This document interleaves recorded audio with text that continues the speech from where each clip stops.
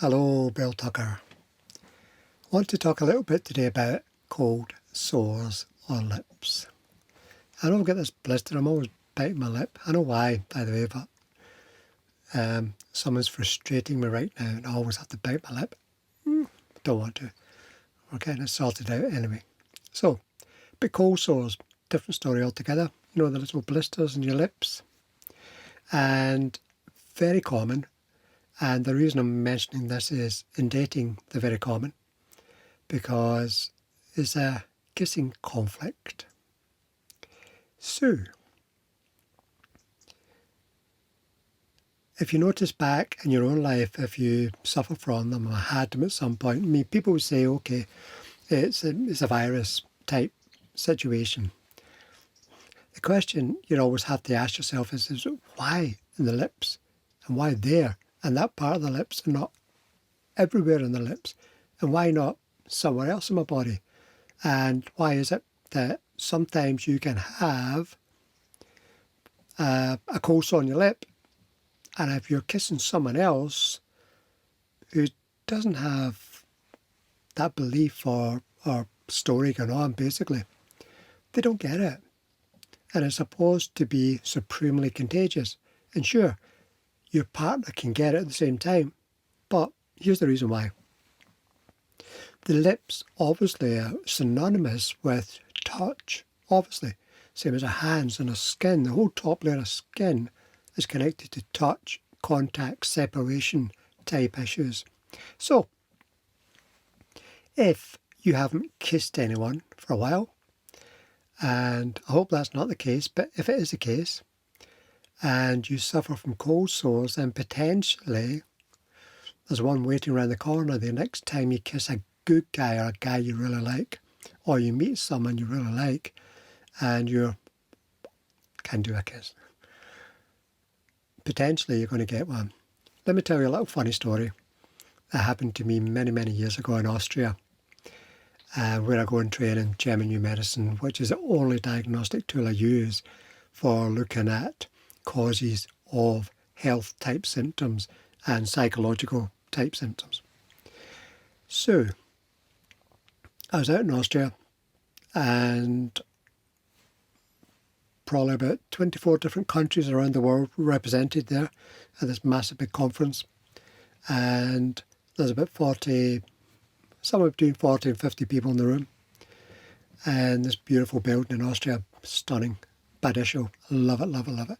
My favourite place in the world. And a lovely spa town. Sit beside a doctor, surgeon, radiologist, surgeon, across the table, other side, psychiatrist, lots of different people and lots of different therapists of all walks of life. So, the lady beside me had two daughters, both in their 20s, thereabouts, late 20s. And they're very close, the three of them are really close. And I think the father was a cardiologist. And so, but very straight. Maybe religious, but, straight, squeaky clean. Although one of the daughters did go off the rails quite a bit in her younger life. So, thing is, one of the daughters said to me, Bill, I'd love you to help me and do some work using EFT for an issue I've got going on.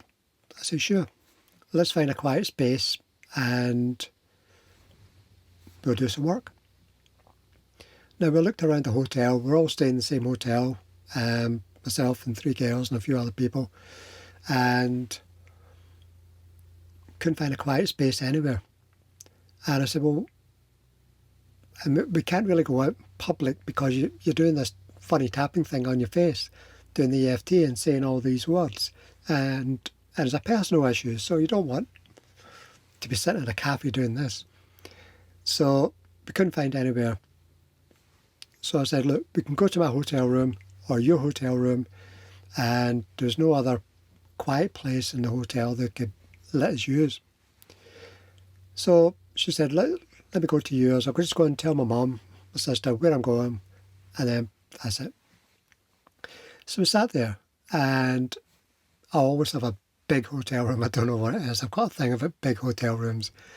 I don't like little single spaces. Excuse me. So we're in there, and it's got a two-seater couch. We're sitting there doing the work. Da-da-da-da. All good. Everything good. I looked at the time and I got, my gosh, your mother's going to be really worried about you, even though she knew where she was. But that really close bond, and I was concerned. I thought, I don't want a mother thinking we're up to something when we're not. So she said, yeah, better go. On the way out the door, she just stopped for a second. She gave me a big hug and a big smacker of a kiss on the lips, and I went, whoa! I was not expecting that. And I went, whoa, that was nice. I hadn't seen my girlfriend for a few weeks. I was missing her. I was missing her intimacy, her kisses. And lots more, of course. Never thought any more of it. Woke up in the morning, cold sore on the lip. I went, no. And I knew immediately what it was about. I'd just resolved a kissing conflict. Even though it was just a lovely, unexpected kiss on the lips, and it didn't go anywhere, just that split second was enough for me to feel, wow, oh, that felt really good. Here's the problem. I'm now walking into a room with 40 other people, including 3 tutors, who all know what a cold sore is. This girl, her sister, and her mother knew where she was the night before, my room. I didn't have a cold sore the day before. So many people in the room are going, oh, Bill, oh, cold sore, nice one, night, woo. I sat down beside the girl's mother. If she could draw me a dirty look, she did. Daggers. What have you been doing with my daughter? Why was she back so late? And the daughter looked at me. She also knew why cold sores appear. And she went, Bill, I'm so sorry, was that me? I said, yep. She went, oh, no. I said, please explain to your mother before she hates me anymore. And she told her mother, and her mother went, but I got a lot of stick because I was in the wrong place where everyone knew what a cold sore meant. Resolution of a kissing conflict. So, if you've not been with a guy for a while, and then you potentially, you could end up with a cold sore temporarily. It's only temporary. Or even thinking about him, or even talking to your lover on the telephone can be enough to trigger it. They don't have to touch the lips, but just the thought of, if that feeling's intense enough, and obviously you've been in a relationship for a while, or say you're even in a relationship and you fall out, you have a big spat and you're not being intimate, you're not close, you're not connected for however long it takes, days, weeks, hopefully not. Hopefully communication goes on before that.